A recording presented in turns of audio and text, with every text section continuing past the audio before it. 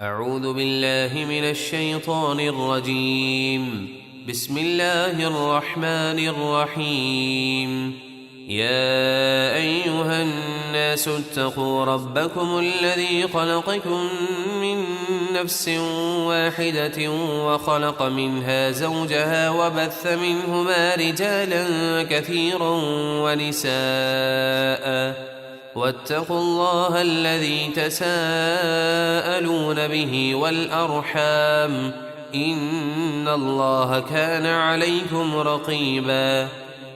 اے لوگو، اپنے رب سے ڈرو جس نے تمہیں ایک جان یعنی حضرت آدم سے پیدا کیا اور انہی سے ان کی زوجہ حضرت حوا کو پیدا کیا اور ان دونوں سے بہت سے مرد و عورت پھیلا دیے، اور اللہ سے ڈرو جس کے نام پر تم ایک دوسرے سے مانگتے ہو، اور رشتوں کا لحاظ رکھو، بے شک اللہ تمہیں ہر وقت دیکھ رہا ہے۔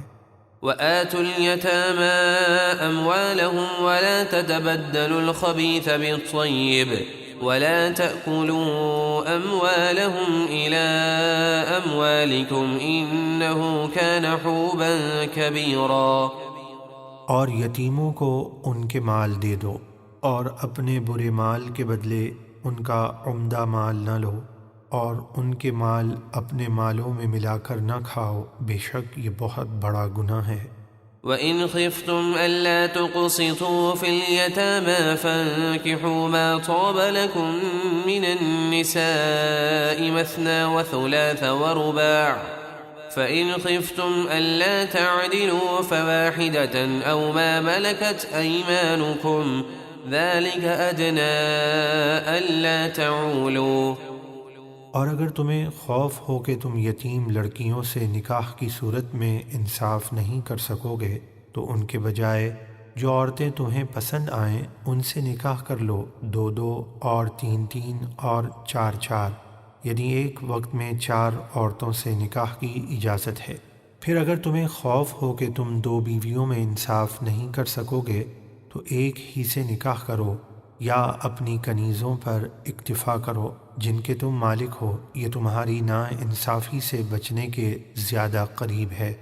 وَآتُوا النِّسَاءَ صَدُقَاتِهِنَّ نِحْلَةً فَإِن طِبْنَ لَكُمْ عَن شَيْءٍ مِّنْهُ نَفْسًا فَكُلُوهُ هَنِيئًا مَّرِيئًا۔ اور عورتوں کو ان کے مہر خوشی سے دو، پھر اگر وہ خوش دلی سے مہر میں سے کچھ تمہیں دے دیں تو اسے مزے سے خوش ہو کر کھاؤ۔ وَلَا تُؤْتُوا السُّفَهَاءَ أَمْوَالَكُمُ الَّتِي جَعَلَ اللَّهُ لَكُمْ قِيَامًا وَارْزُقُوهُمْ فِيهَا وَاكْسُوهُمْ وَقُولُوا لَهُمْ قَوْلًا مَّعْرُوفًا۔ اور بے عقلوں یتیموں کو ان کے مال نہ دو جو تمہارے پاس ہیں، جن کو اللہ نے تمہاری بسر اوقات کا ذریعہ بنایا ہے، اور انہیں اس مال میں سے کھلاؤ اور پہناؤ اور ان سے اچھی بات کہو۔ وَابْتَلُوا الْيَتَامَى حَتَّى إِذَا بَلَغُوا النِّكَاحَ فَإِنْ آنَسْتُم مِّنْهُمْ رُشْدًا فَادْفَعُوا إِلَيْهِمْ أَمْوَالَهُمْ وَلَا تَأْكُلُوهَا إِسْرَافًا وَبِدَارًا أَن يَكْبَرُوا وَمَن كَانَ غَنِيًّا فَلْيَسْتَعْفِفْ وَمَن كَانَ فَقِيرًا فَلْيَأْكُلْ بِالْمَعْرُوفِ فَإِذَا دَفَعْتُمْ إِلَيْهِمْ أَمْوَالَهُمْ فَأَشْهِدُوا عَلَيْهِمْ وَكَفَى بِاللَّهِ حَسِيبًا۔ اور یتیموں کی سمجھ بوجھ کو آزماتے رہو یہاں تک کہ جب وہ نکاح کے قابل ہو جائیں، اور اگر تم ان میں سمجھداری دیکھو تو ان کے مال ان کے حوالے کر دو۔ اور اے سرپرستو، یتیموں کے مال فضول خرچی اور جلد بازی سے نہ کھاؤ، اس خوف سے کہ وہ بڑے ہو جائیں گے اور تم سے اپنا مال طلب کریں گے۔ اور جو سرپرست مالدار ہو تو وہ یتیم کے مال سے بچے، اور جو حاجت مند ہو تو وہ بقدر مناسب کھائے۔ پھر جب تم ان کے مال ان کے حوالے کرنے لگو تو ان پر گواہ بنا لو، اور اللہ حساب لینے والا کافی ہے۔ للرجال نصيب مما ترك الوالدان والأقربون وللنساء نصيب مما ترك الوالدان والأقربون مما قل منه أو كثر نصيبا مفروضا۔ مردوں کے لیے حصہ ہے اس مال میں سے جو ماں باپ اور قریبی رشتہ دار مرتے وقت چھوڑ گئے، اور عورتوں کے لیے بھی حصہ ہے اس مال میں سے جو ماں باپ اور قریبی رشتہ دار مرتے وقت چھوڑ گئے، خواہ مال تھوڑا ہو یا زیادہ، اللہ کی طرف سے مقرر کیا ہوا حصہ ہے۔ وَإِذَا حَضَرَ الْقِسْمَةَ أُولُو الْقُرْبَى وَالْيَتَامَى وَالْمَسَاكِينُ فَارْزُقُوهُم مِّنْهُ وَقُولُوا لَهُمْ قَوْلًا مَّعْرُوفًا۔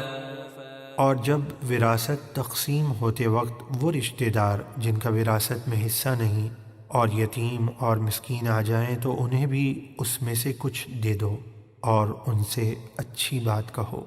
وَلْيَخْشَ الَّذِينَ لَوْ تَرَكُوا مِنْ خَلْفِهِمْ ذُرِّيَّةً ضِعَافًا خَافُوا عَلَيْهِمْ فَلْيَتَّقُوا اللَّهَ وَلْيَقُولُوا قَوْلًا سَدِيدًا۔ ان لوگوں کو یتیموں کے بارے میں اللہ سے ڈرنا چاہیے جو اگر اپنے پیچھے کمزور بچے چھوڑ جاتے تو ان کے بارے میں کیسے فکر مند ہوتے، تو انہیں اللہ سے ڈرنا چاہیے اور درست بات کہنی چاہیے۔ ان الذين يأكلون اموال اليتامى ظلما انما يأكلون في بطونهم نارا وَسَيَصْلَوْنَ سَعِيرًا۔ بے شک جو لوگ یتیموں کے مال ناجائز طور پر کھاتے ہیں وہ اپنے پیٹ میں آگ ہی بھر رہے ہیں اور عنقریب وہ بھڑکتی ہوئی آگ میں جائیں گے۔ صدق اللہ العظیم۔